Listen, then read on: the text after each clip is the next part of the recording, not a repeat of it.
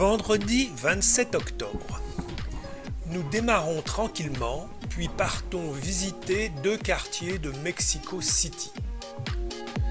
C'est l'heure de pointe et il faut serrer son sac car le métro est bondé. Mauvaise journée. Véronique se fait serrer et on lui vole son téléphone portable. Un policier du métro nous accompagne au local de la police touristique pour porter plainte. Ce qui ne sert pas à grand-chose si ce n'est de déstresser.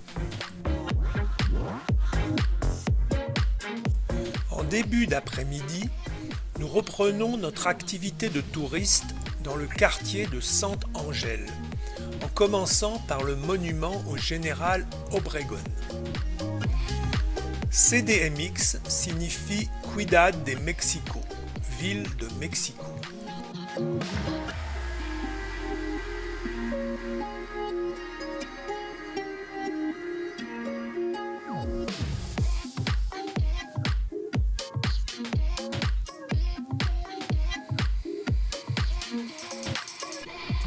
Nous traversons un parc et une petite place tranquille, puis atteignons la chapelle San Sebastián Chimalistac avec son splendide rétable baroque du XVIIIe siècle.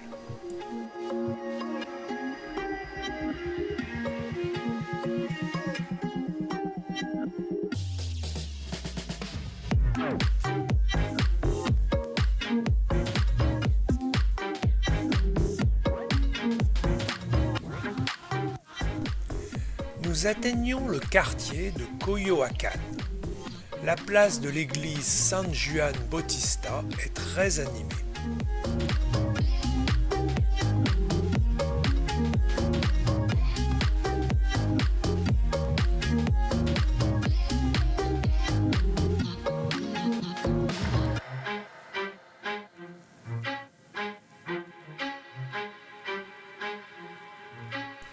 Vers 7 heures, la nuit tombe, nous rentrons à l'hôtel. Samedi 28 octobre.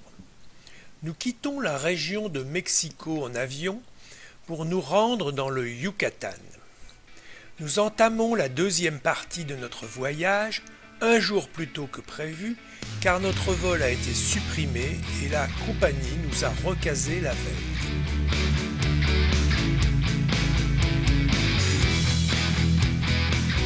Nous sommes à Campeche, ville située au bord du golfe du Mexique, côté océan Atlantique donc. Le climat du Yucatan est subtropical, bien plus chaud et humide qu'à Mexico.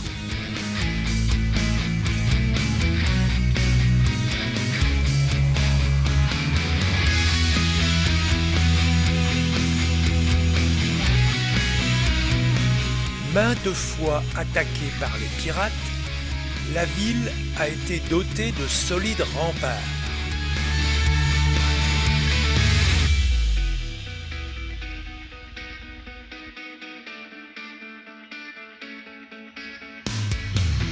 Ici au moins, les voitures ne se garent pas sur les trottoirs.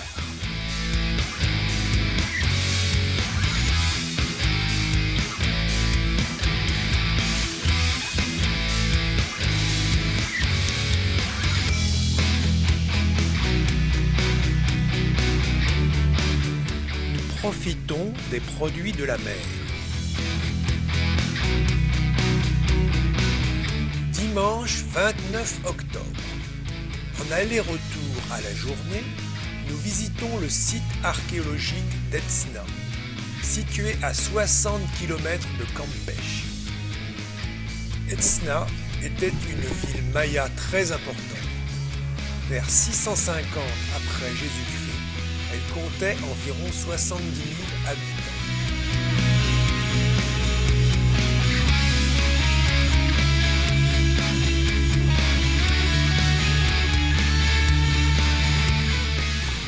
Bordant une grande esplanade, la pyramide à 5 étages est le monument le plus imposant du site.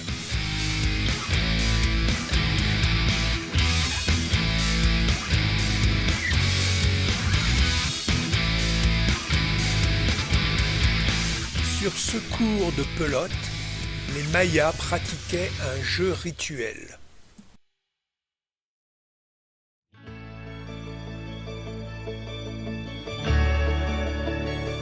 Nous voici dans le temple des masques.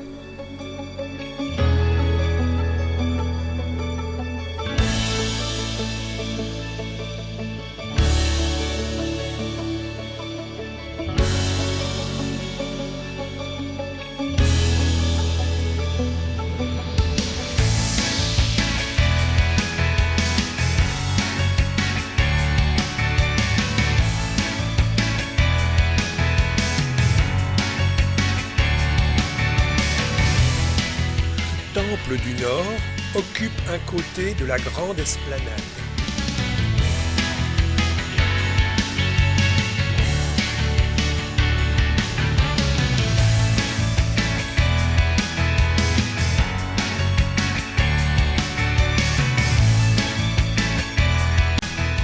Plus loin, une autre pyramide recouverte d'arbres n'a pas encore été fouillée.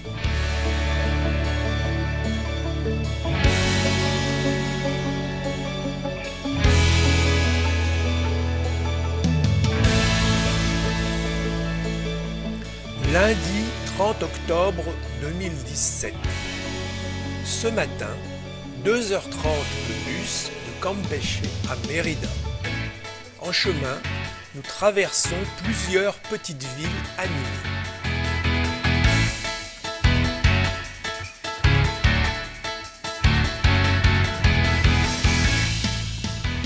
Frôlant le million d'habitants, Mérida est la capitale du Yucatan.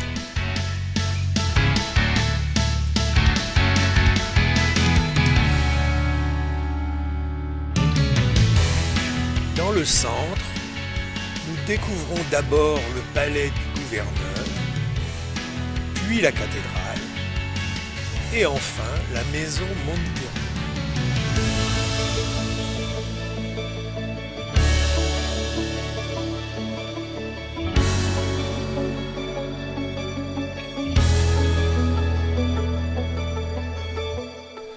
En soirée, spectacle sur la Grand Place à l'occasion de la fête des morts.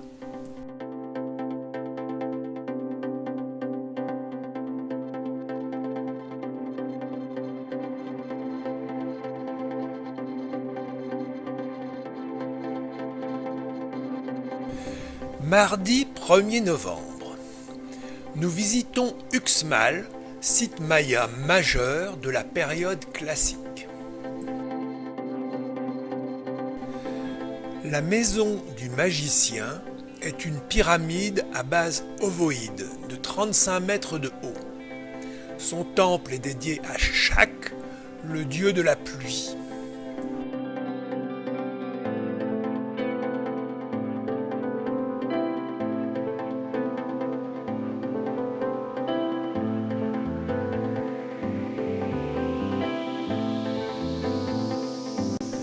Le quadrilatère des nonnes comporte 4 édifices entourant une cour de 65 mètres par 45. Il est décoré de frises raffinées, typiques du style Puc, représentant des animaux, des dieux, des humains.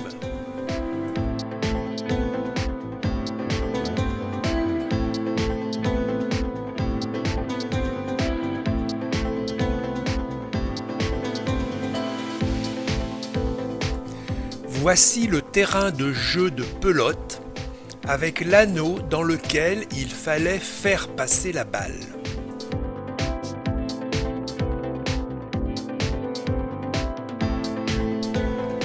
Nous passons devant un chakmol, statue allongée recevant des offrandes.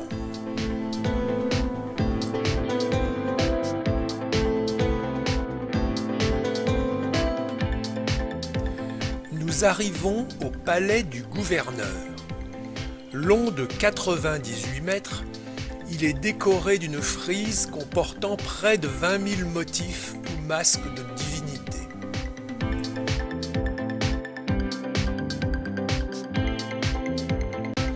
En contrebas, La maison des tortues.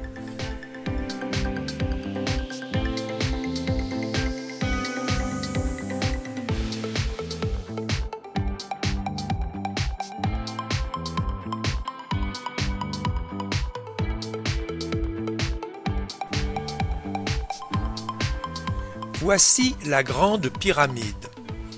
L'escalier est bien raide, mais la vue du haut est belle.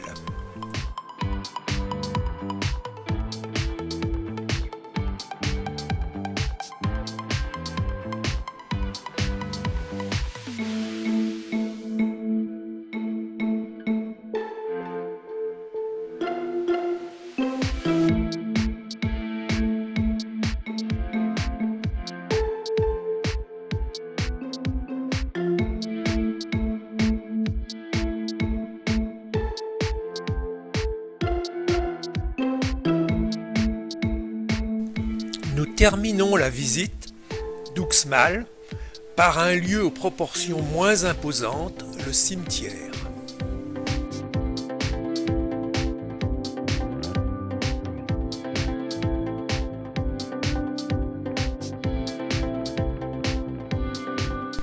Mercredi 1er novembre, depuis notre hôtel, nous avons loué un taxi pour la journée, pour aller visiter 2 haciendas et 2 cénotes.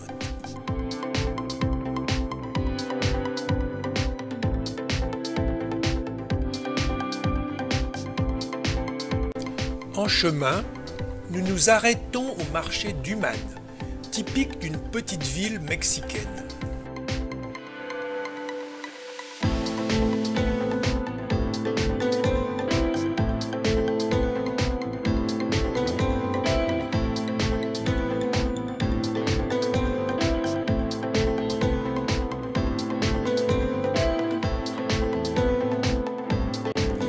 Nous arrivons à l'hacienda Yaxcopoli. Une hacienda est une grande propriété rurale autonome. Les premières ont été créées lors de la colonisation.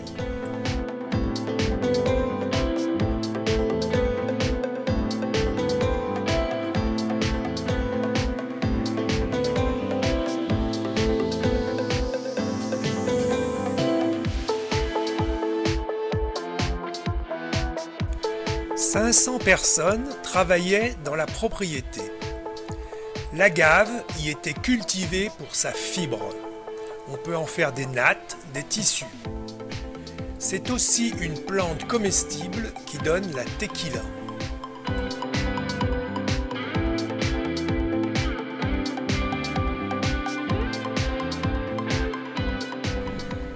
Quelques kilomètres plus loin, nous voici à l'hacienda Ochil.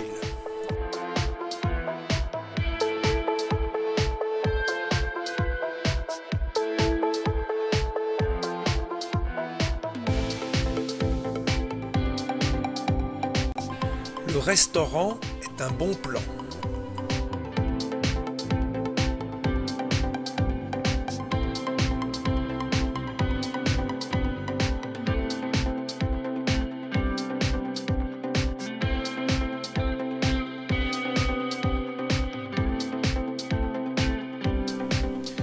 Nous atteignions Tzonbakal, notre premier cénote. Large trou ou grotte à quelques mètres sous terre, piscine naturelle, les cénotes sont des lieux paradisiaques. On y est au frais et la végétation est exubérante.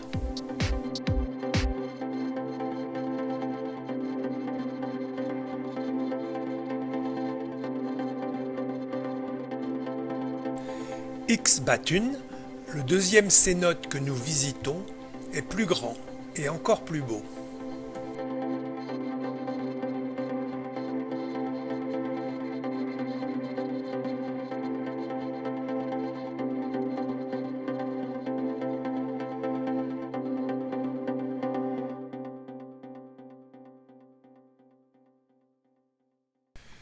Jeudi 2 novembre 2017.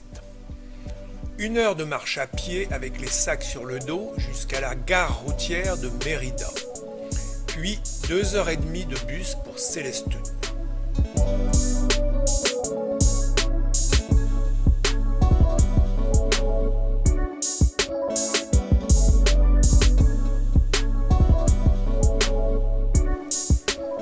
Situé au bord de l'océan, Célestun est un village de pêcheurs. Au programme, promenade le long de la plage, baignade et farniente.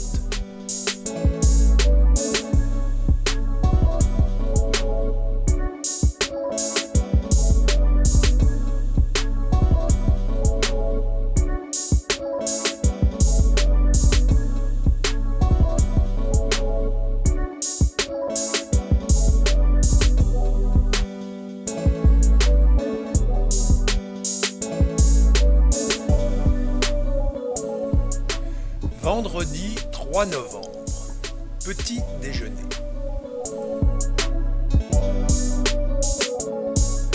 À l'écart du front de mer, la lagune de Célestun est protégée et abrite énormément d'oiseaux.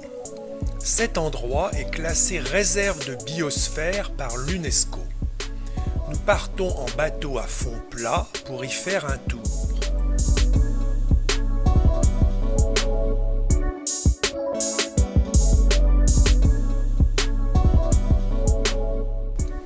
Le bateau reste à distance des flamants roses pour ne pas les effaroucher.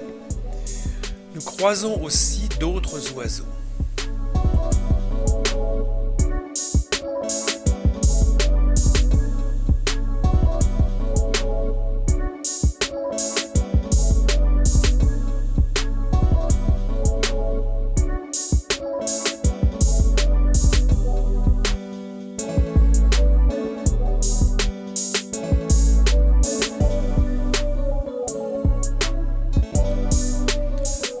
Nous enfonçons dans la mangrove par des chenaux étroits. L'eau est orange.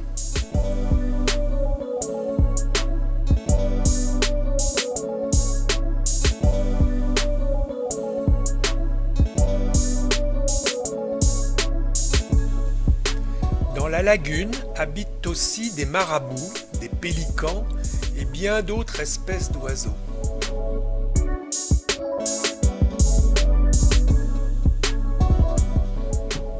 De retour sur la terre ferme, les oiseaux sont encore plus près de nous.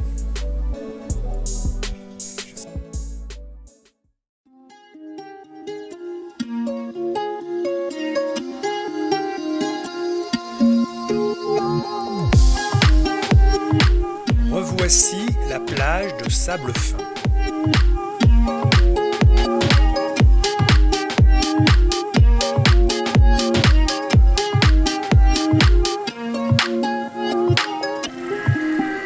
En fin d'après-midi, nous longeons la côte jusqu'au port de pêche.